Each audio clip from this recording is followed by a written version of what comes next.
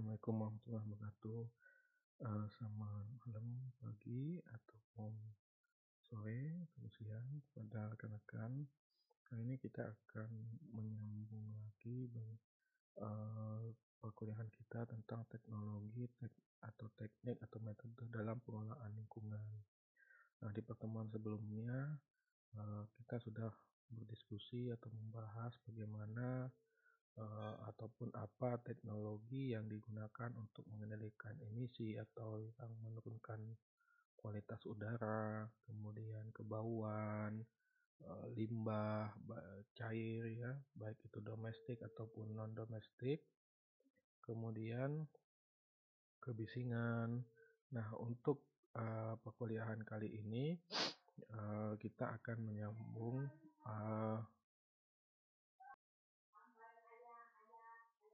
yang ini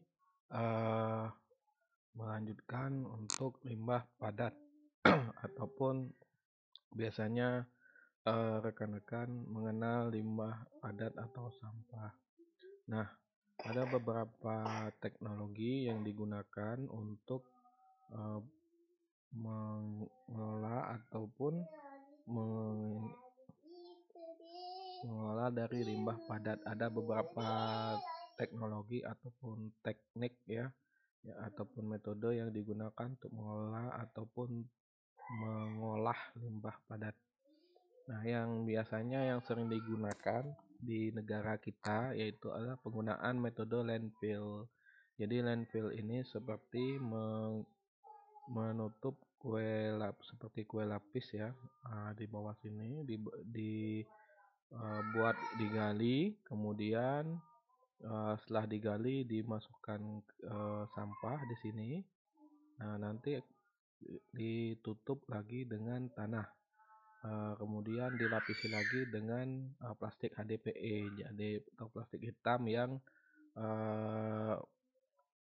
tidak tembus cair. Jadi di sini biasanya dia dibuat lapisan HDPE ya, atau plastik HDPE. Ini plastik HDPE ya. Kemudian dilanjutkan dengan tanah ya.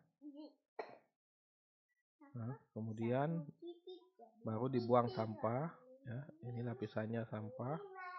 Nah, kemudian di sini lapisan tanah, kemudian dilapisi lagi plastik HDPE di sini. Nah, ya di TPA kita biasanya menggunakan metode ini. Nah, metode ini sebuah TPA harus menggali sebuah lubang, yang mana di setiap lubang di sini ada drainase. Ini drainasenya. Nah, drainase ini berfungsi untuk menangkap ataupun mengalirkan air lindi. Jadi air lindi, air dari sampah itu menuju ke pitnya. Nah, di sini menuju ke penampungan atau pit air licinya ataupun air ininya dari sampahnya. Nah, sehingga dia tidak tembus ke bawah tanah mengotori air tanah. Nah, karena meskipun dilapisi plastik HDPE dan dilapisi tanah, air lindi ataupun air lindi dari sampah itu masih tembus ya. Nah, kemudian dibangun seperti dam ya di sini untuk sebagai dam dari sampah. Nanti sampai penuh sampai di atas ini. Nah, di sini ada jalurnya, misalnya jalur untuk truk sampah lewat untuk membawa sampahnya. Nah, ini contoh lapisan ini ya, lapisan yang sudah sudah dilapisi. Nah, ini sampahnya, nanti di sini plastik HDPE dengan tanah, kemudian sampah. Nah, di antara plastik HDPE juga ada pipa, yang mana di sini ya, ini pipanya. Di sini ada jaringan pipa.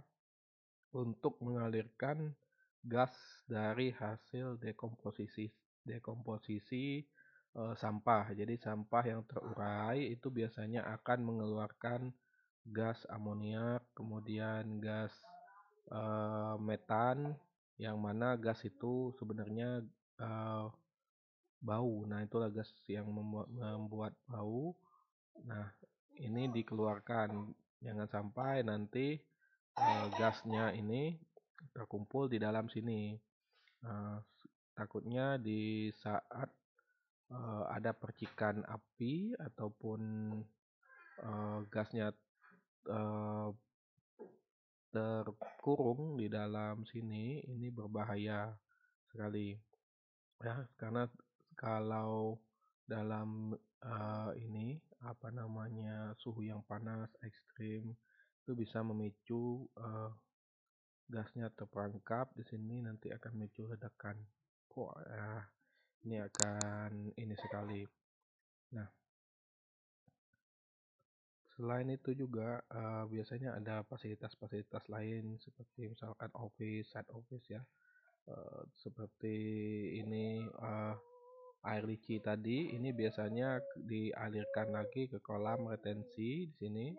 Nah, kolam retensi di sini untuk dialirkan lagi untuk dikelola. Jadi dikelola terlebih dahulu air licinya ataupun air lindinya sebelum dibuang ke ini apa namanya lingkungan. Jadi dibuang dulu di kolam ini kelola di kolam ini seperti ipal, nanti baru dibuang ke lingkungan sehingga air licinya itu tidak bau, tidak tinggi kadar BOD-nya, kadar COD-nya, TSS-nya rendah, kemudian disop oksigennya rendah, kemudian rendah juga kandungan ininya apa namanya bakterinya. Nah, jadi eh,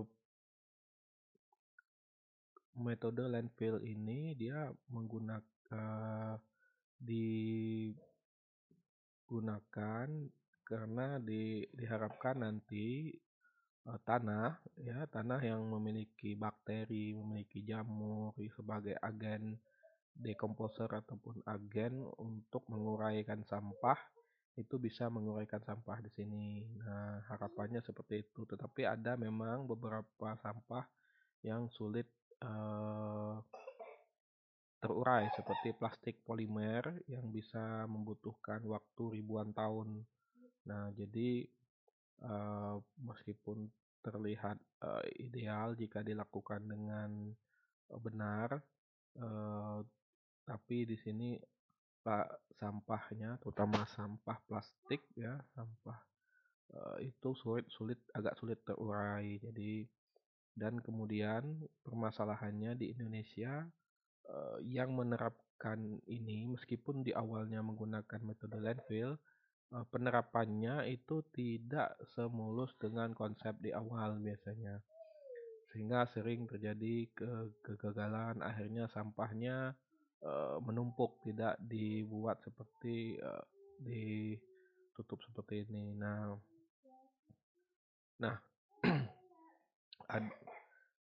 ada juga metode menggunakan insinerator. Jadi insineratornya sebenarnya hanya bagian ini saja ya. Nah, ini insineratornya. Insinerator ini bisa dikatakan juga tungku bakar. Nah, mungkin sebelumnya rekan-rekan pernah nonton di televisi bagaimana ataupun di media online bagaimana eh, insinerator ataupun tungku bakar itu dijadikan eh, tempat wisata. Nah, di situ kalau nggak salah di Denmark, di kotanya di Copenhagen. Nah, itu mereka mendesain tungku bakar ataupun insinerator sampah itu untuk sebagai tempat untuk berekreasi. Nah, mungkin di rekan-rekan pernah melihat ya di bawahnya itu untuk pembakaran, di atasnya di situ ada taman. Nah, Nah, dia konsep biasanya digunakan di negara-negara maju. Jadi negara-negara maju banyak yang menggunakan insinerator. Di Indonesia juga ada menggunakan insinerator, bahkan ini eh, menjadi pembangkit listrik. Tapi ini hanya masih eh, pilot project, jadi tidak digunakan secara massal. eh, Hanya beberapa tempat atau lokasi. Nah, ini adalah ininya tungku bakarnya modelnya. Modelnya macam-macam ya. Yang ini bentuknya mungkin di dalam gedung, seperti di dalam gedung. Ada juga bentuknya seperti tungku bakar biasa, seperti tungku. Ada juga yang bentuknya silinder, ada yang bentuknya segi empat, macam-macam. Nah, nah, dia metodenya mudah saja seperti ini ya. Jadi truk sampah ini buang ke sini saja ke tempat eh, penampungannya. Nanti ada capit. Nah, ini capit ini nanti akan membawa sampahnya ke sini, dibuang ke sini.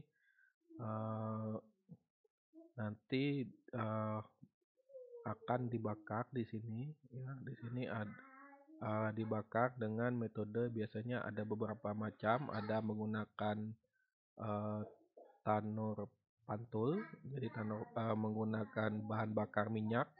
Ada juga yang menggunakan induksi, jadi tanur induksi. Nah, biasanya ada juga menggunakan insinerator induksi. Nah, keunggulannya kalau yang listrik ataupun induksi itu dia tidak terjadi pembakaran bahan bakar minyak atau bahan bakar fosil, sehingga emisinya lebih kecil. Kemudian eh, apa namanya di menggunakan listrik atau induksi itu dia tidak ada pembakaran ini apa namanya bahan bakar fosil, sehingga tidak mengeluarkan emisi. Emisi yang dikeluarkan hanya pembakaran dari sampahnya saja. Nah, kalau BBM itu ada proses pembakaran minyak, nah, ataupun pembakaran bahan fosil. Nah, biasanya ataupun sampah yang dibuang di sini, ini ada sampah yang tidak bisa lagi didaur ulang, ataupun sampahnya itu sudah tidak bisa lagi didaur ulang, sehingga dia langsung dibuang saja. Nah, sebelum dibuang ke sini biasanya sudah dipilah terlebih dahulu mana saja sampah yang bisa didaur ulang. Kalau logam biasanya saat dibuang ke sini ya ada yang lebih maju, bahkan dia dipisahkan terlebih dahulu. Kalau yang logam nanti akan tertarik oleh magnet. Kemudian sedangkan plastik itu diolah terlebih dahulu untuk menjadi bulatan plastik. Nah, kemudian nanti nah, seperti yang rekan-rekan lihat, nanti hasilnya hanya berupa gas buang di sini dan juga ini apa namanya abu. Nah, jadi abu yang di sini ya, di sini ada yang dibuang ke dalam lubang dengan metode landfill. Ya, ada juga yang abunya itu didaur ulang. Nah, ini ada beberapa abu yang bisa didaur ulang, terutama yang berupa dari sampah-sampah biomasa atau sampah-sampah organik. Nah, ini masih bisa didaur ulang. Nah, ada juga yang metal ya. Yang di sini disebutnya metal and material recovery atau recycling. Jadi ada beberapa material sebelum dilempar ke sini ini eh, ini dulu di apa namanya dipisahkan dulu terlebih dahulu.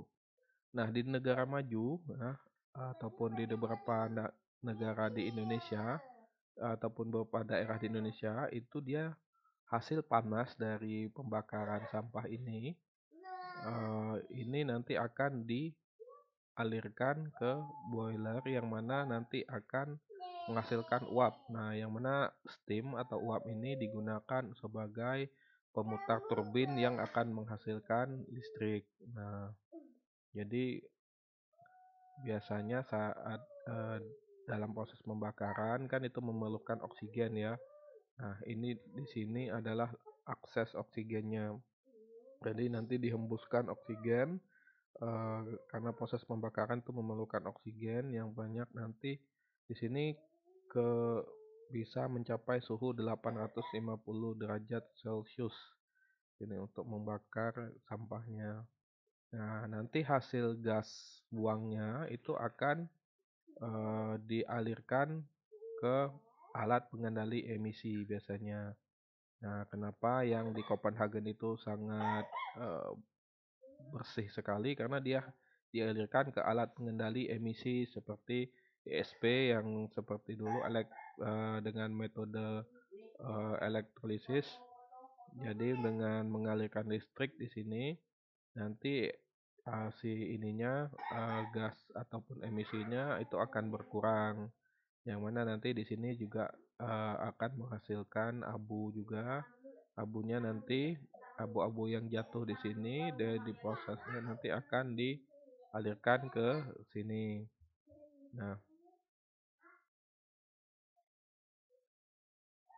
Nah, jadi saat keluar dari ESP ini nanti dialirkan ke cerobong. Nah, nanti dikeluarkan ke udara bebas. Nah, jadi ini udara yang atau gas buang ataupun hasil emisi dari pembakarannya ini tidak apa ya, tidak terlalu tinggi, bisa berkurang sampai jadi efektivitasnya itu sampai 90%. Jadi jika bisa gas CO2 yang dihasilkan itu 100 ton, jadi kalau dikendalikan dengan alat pengendali emisi nanti tinggal 10%-nya saja atau 10 ton lah kira-kira menghasilkannya. Nah, jadi eh, terdapat keunggulannya di sini eh, sampah itu langsung musnah ya, paling tinggal abunya juga bisa digunakan didaur ulang dan juga bisa menghasilkan listrik. Nah, tetapi di sini dia menghasilkan emisi. Nah, ini yang agak jeleknya, tetapi itu bisa dikurangi. Nah, kalau yang ini, yang landfill, ini karena menggunakan proses penguraian oleh tanah ataupun bakteri ataupun jamur di tanah. Jadi kalau sampah yang ini yang susah terurai ini akan lama sampai ribuan tahun mungkin. Nah, ada juga kita mungkin rekan-rekan mengenal konsep 3R, reuse, reduce, atau recycle. Jadi kalau ini kalau insinerator dan landfill ini di tahapan hilirnya atau tahapan akhirnya. Nah, di konsep 3R ini TPS-nya itu sebelum dibuang ke biasanya ke TPA itu dimasukkan dulu ke TPS 3R untuk ini kan apa namanya dipisah-pisah dulu sampahnya. Jadi sampah-sampah yang bisa digunakan kembali ya atau reuse itu nanti akan dipisahkan. Kemudian sampah-sampah yang bisa didaur ulang, recycle itu nanti akan dipisahkan. Uh, Bahkan langsung ada yang berupa produk misalkan tas dari hasil dari plastik ataupun limbah ini ada apa namanya bungkus misalkan bungkusan eh, apa namanya itu kopi misalkan bungkusan makanan ataupun misalkan apa namanya kotak ya ataupun kertas itu didaur ulang nanti dikirimkan kembali tuh recycle ya modalnya recycle. Nah, ada juga itu konsep 3R. Nah, biasanya harapannya konsep 3R ini ataupun TPS 3R di Indonesia konsepnya itu selain untuk menggunakan atau mengurangi atau mendaur ulang sampah-sampah di TPS ataupun di hilir di hulunya, jadi di bagian hulunya itu dipilah terlebih dahulu sebelum nanti nanti berakhir di TPA-nya, di tempat pembuangan akhir. Jadi di TPS ini selain digunakan kembali, dikurangi ataupun didaur ulang, harapannya nanti selain untuk dipisahkan juga untuk memberikan nilai tambah kepada sampah tadi menjadi sebuah produk biasanya. Jadi sampah yang tidak bernilai tadi nanti diolah nanti di TPS 3R atau dipisah-pisahkan nanti akan menjadi produk yang bisa digunakan kembali. Nah, macam-macam ya. Kalau dari sampah biomasa biasanya jadikan atau sampah organik itu jadikan kompos. Kalau sampahnya ini berupa sampah eh, metal misalkan ataupun besi itu biasanya dipisahkan, di recycle nanti nanti dipisah biasanya hanya memisahkan sih nanti di TPS 3R nanti proses eh, peleburan daripada ini metal atau besi itu akan diserahkan kembali ke pabrik, bisa pabrik peleburan untuk menjadi bahan campuran ataupun dibentuk kembali menjadi besi baru. Nah, di kita konsepnya itu ingin meningkatkan perekonomian masyarakat. Biasanya di swadaya dilaksanakan oleh masyarakat di sekitar TPS 3R sehingga bisa meningkatkan perekonomian masyarakat tersebut. Jadi masyarakatnya yang mengelola, jadi biasanya ada kelompoknya, ada ketuanya, nanti eh, kelompok tersebut dapat meningkatkan perekonomian mereka. Nah, ada juga ini bagian maksudnya yang bagian dari konsep 3R tadi, yaitu dengan mengkomposting ataupun mengubah menjadi kompos.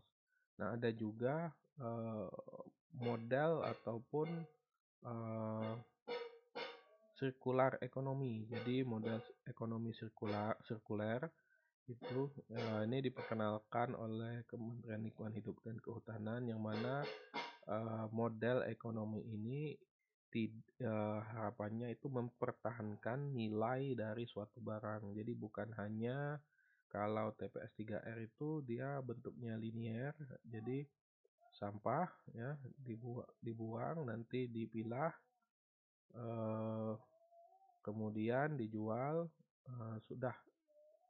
Nah, jadi hanya selinier satu baris seperti ini. Nah, kalau ekonomi sirkuler dia ingin mempertahankan nilai dari pada bahan tersebut. Jadi contohnya misalkan ya ini adalah pabrik besi, nah ataupun pabrik baja ringan ya. Nah, baja ringan yang misalkan Anda kenal ya. Nah, baja ringan ini nanti didistribusikan, nanti digunakan. Nah, nanti baja ringan tersebut ya digunakan sisa-sisanya biasanya sisa potongan ataupun baja ringan ataupun besi yang sudah tidak terpakai lagi nanti akan eh, dibuang. Nah, dibuang ke TPA. Di TPA nanti akan ini kembali dipilah kembali, kemudian dilebur menjadi bahan baku ya.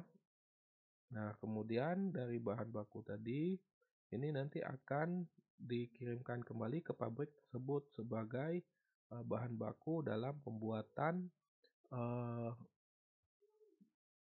baja ringan tadi. Jadi dia tidak berusaha untuk mempertahankan nilainya meskipun nilainya nanti berkurang.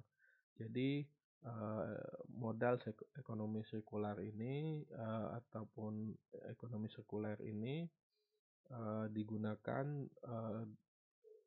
seperti apa ya, eee, sir sirkulasi ya, sirkulasi ekonomi. Jadi bukan hanya, membuat ataupun menggunakan model 3R, tetapi dia, berputar. Jadi di sini ada perputaran bahan bakunya, ataupun bahannya yang nanti juga bisa meningkatkan perekonomian di setiap tahapan.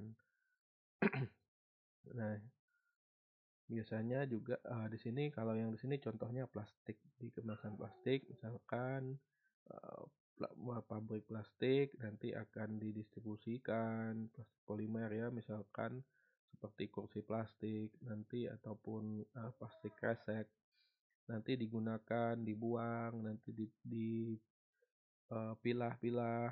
Nah, kemudian itu biasanya dikonversi untuk menjadi pelet, plastik, polimer yang menjadi bahan baku untuk pembuatan plastik kembali. Nah, jadi ada, perputaran di sini dan setiap tahapan itu membantu perekonomian kita. Nah, itu model yang diharapkan sebenarnya. Nah, jadi selain limbah, padat ataupun limbah cair, ada juga, limbah padat dan cair tersebut kalau dilihat dari, ataupun kita bagi lagi ya, itu bisa menjadi, limbah bahan berbahaya beracun, nah, atau LB3 ya, eee, atau limbah B3. Nah, jadi yang padat maupun yang cair itu biasanya, eee, kalau dia berbahan berbahaya beracun atau B3 itu biasanya dipisahkan. Nah, jadi di awal biasanya, kalau perusahaan itu, diminta untuk membuat TPS LB3 untuk menampung sementara. Biasanya ditampung sementara, nanti akan diberikan biasanya pihak ketiga yang akan melakukan proses 3R. Tadi misalnya, ada yang kalau masih ada bahan yang bisa digunakan, itu akan digunakan kembali, seperti misalkan contohnya oli ya. Oli itu, bisa digunakan kembali sebagai, pelumas untuk misalkan untuk motong kayu ataupun, digunakan, ataupun recycle untuk, menjadi grease ataupun, ini apa namanya, gemuk kata kita, minyak gemuk. Nah, itu masih bisa atau bahkan diperbaiki lagi ataupun di-recycle untuk menjadi bahan bakar. Ada juga oli misalkan contohnya. Contoh yang lain limbah bahan berbahaya itu yang cair ya, yang padat contohnya aki baterai. Nah, itu, eee, bisa digunakan kembali, misalkan ada bagian plat-plat yang masih bisa digunakan, itu akan digunakan kembali. Kalau yang tidak bisa lagi digunakan nanti akan dimusnahkan. Tetapi itu pihak ketiga biasanya. Nah, jadi, lama penyimpanan biasanya itu maksimal 90 hari penyimpanan. Nah, jadi eee, lebih dari 90 hari itu biasanya langsung eee, ditumpuk di sini ya, 90 hari nanti akan diangkut ke pihak ketiga. Nah, yang mana nanti desainnya biasanya, sirkulasi udaranya di situ harus lancar. Dan dia juga, eee, untuk untuk, penyusunan penyusunan limbahnya di sini biasanya dilakukan ada, rak-raknya tersendiri ya. Eee, jadi diatur setiap rak itu dibuat blok-blok penyimpanan yang mana saat menyimpan itu ada tata caranya. Jadi tidak boleh, eee, disatukan. Contohnya seperti ini. Nah, ini, satu blok itu tidak boleh misalkan yang di sini bahan berbakar itu cairan yang mudah menyala misalkan, seperti ini, bahan, magnesium di baterai. Nah, itu kalau tidak boleh disimpan ataupun disimpan dalam blok yang sama dengan bahan yang mudah meledak, misalkan mesiu. Nah, misalkan ya dari ini, apa namanya, ataupun, nitrogen trigliserida, yang mana menjadi bahan dari, peledak TNT. Nah, itu tidak boleh. Misalkan yang mudah menyala itu bisa di sini kalau egg ini tidak boleh ya. Nah, tidak boleh itu digabungkan dengan yang beracun. Nah, tapi kalau misalkan yang mudah menyala itu boleh-boleh saja dengan Eee, padatan yang, mudah menyala. Jadi kalau ada limbah yang mudah menyala itu boleh, yang reaktif itu boleh, C ini boleh ya. Nah kalau, infeksius infeksius ini maksudnya, eee, biasanya dari limbah medis ya, limbah medis itu, eee, boleh. Nah, ada juga yang korosif yang mudah, apa namanya itu, eee mudah berkarat, ataupun mudah teroksidasi ya, itu tidak boleh, boleh cocok. Sedangkan yang berbahaya terhadap lingkungan itu boleh, tetapi terbatas dalam dalam satu blok. Jadi saat menyimpan tata cara penyimpanannya pun, harus diatur. Nah, biasanya tempat penyimpanannya kalau yang cair itu menggunakan drum, ada juga dibuat seperti di rak. Nah, kalau bentuknya serpihan, serpihan seperti contohnya, lampu neon ataupun lampu pijar, itu bentuk ada serpihan biasanya disimpan di jumbo bag. Nah, ada juga disimpan di tangki IBC, ada juga disimpan di kontainer. Ini biasanya untuk, limbah B3 yang cair. Nah, biasanya untuk, ini, eee, dalam penyimpanan sementara di TPS LB3 itu tidak harus dilabeli seperti ini. Eee, pertama, labelnya di sini dicontoh ya, yang Bapak lingkari ini ya. Contohnya misalkan, dari PT mana, alamatnya mana, dan nama limbahnya apa, misalkan dihasilkan kapan, dikemas kapan, kodenya, apa. Jadi setiap limbah B3 itu memiliki kode ya, kemudian jumlah limbah, kemudian sifat limbahnya itu beracun, apakah infeksius ataupun korosif. Nah, itu harus dibuat. Nah, dan nomornya itu nomor berapa. Nanti juga dilabeli, dari, sifat limbahnya. Nah, di sini, beracun. Nah, kalau beracun nanti akan ditempeli gambar tengkorak ini, ataupun korosif. Nah, itu harus ditempeli label ini. Nah, jadi dalam penyimpanannya pun harus dilabel karena, harus dilaporkan ke Kementerian Lingkungan Hidup dan Kehutanan melalui website biasanya. Jadi setiap per 3 bulan sekali itu, di input berapa jumlah limbah B3 yang akan, atau yang sudah dihasilkan, sebelum dikirim ke pihak ketiga. Nah, pihak ketiga yang memiliki, keahlian lah yang nanti akan, eee, mengelolanya ataupun mengolahnya. Nah, ada juga limbah bahan beracun kalau desain penyimpanannya, kalau bentuknya tangki seperti ini, dia harus ada dikelilingi tanggul ya, tanggulnya harus tinggi, setinggi tangki.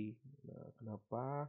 Nanti, harapannya jika terjadi kebocoran di tangki, nanti tanggul ini, eee, akan menahan limbah B3 tadi. Misalkan di sini ada, limbah, eee, medis ya yang, eee, infeksius atau bisa menginfeksi orang lain. Dengan adanya tangki, ada tanggul di sini, saat bocor nanti dia akan tertahan. Nah, pondasinya juga tidak boleh meloloskan cairannya atau cairan B3-nya. Nanti eh, jangan sampai nanti meresap ke tanah, nanti akan mencemari tanah. Ada juga bentuknya silo seperti ini juga untuk cair. Nah, kalau bentuknya tumpukan limbah, misalkan sludge ataupun eh, da- kalau di kita di timah bentuknya ini hasil pengolahan dari ataupun limbah dari ini pemurnian atau peleburan timah.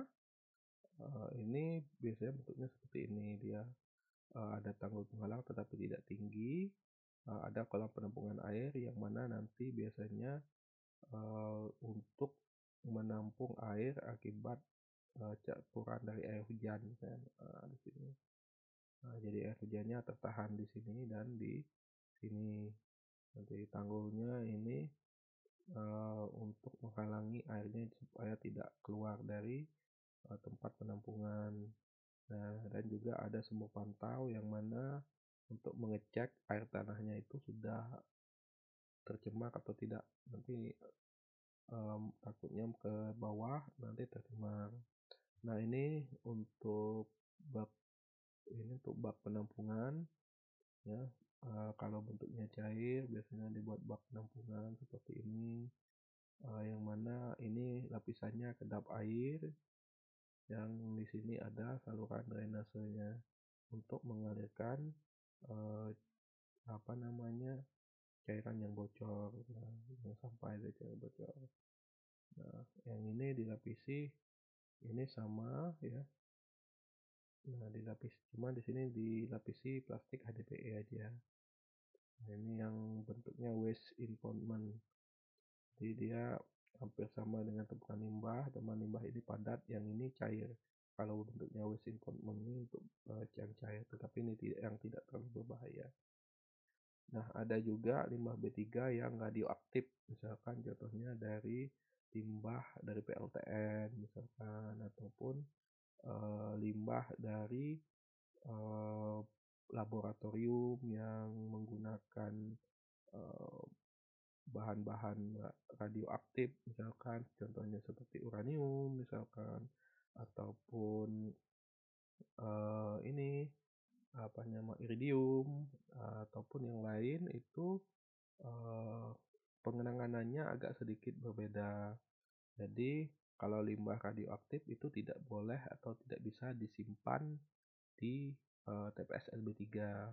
Nah, biasanya dia disimpan di tempat sementara, yang mana di sini hasil dari tempat penyimpanannya itu dimasukkan, misalnya biasanya bentuk dari batangan yang sudah terjadi peluruhan radioaktif biasanya, atau sudah mulai ini hilang ininya, sudah tidak digunakan lagi.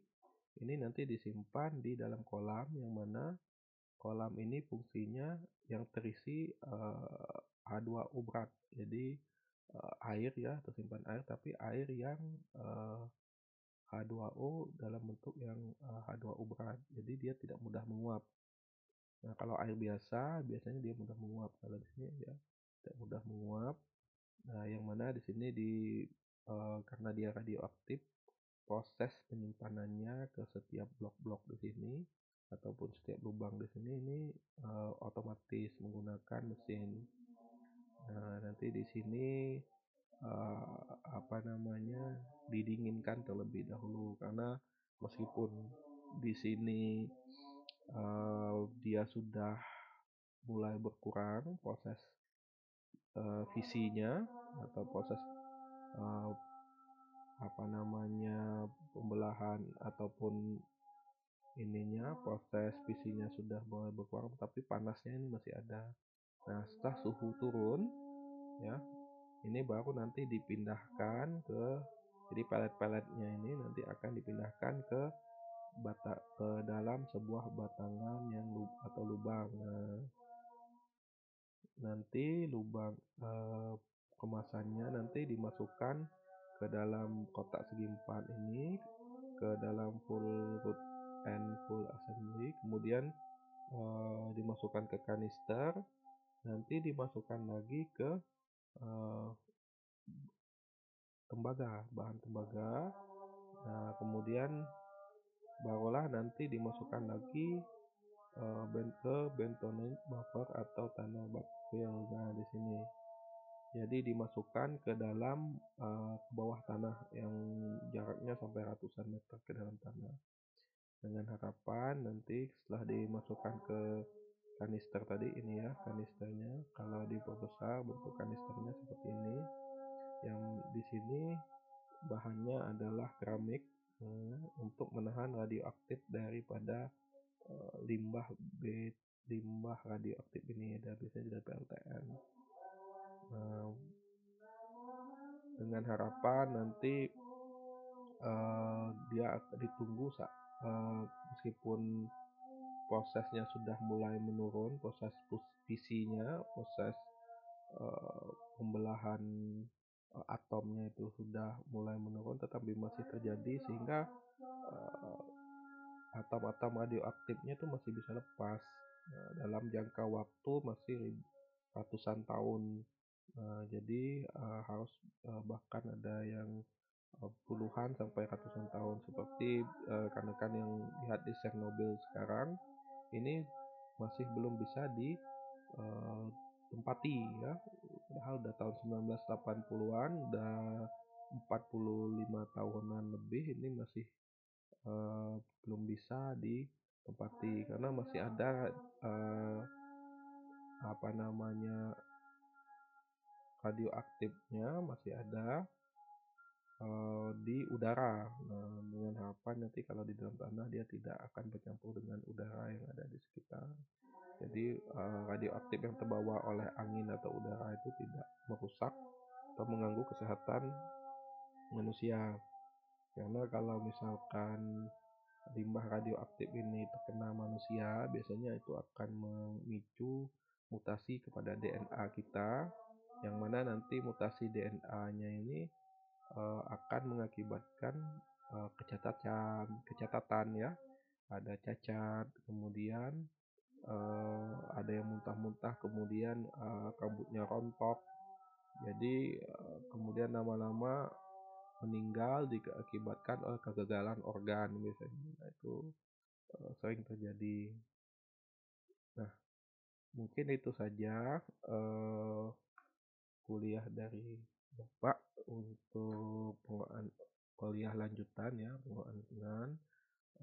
Bapak Ari, wassalamualaikum warahmatullahi wabarakatuh.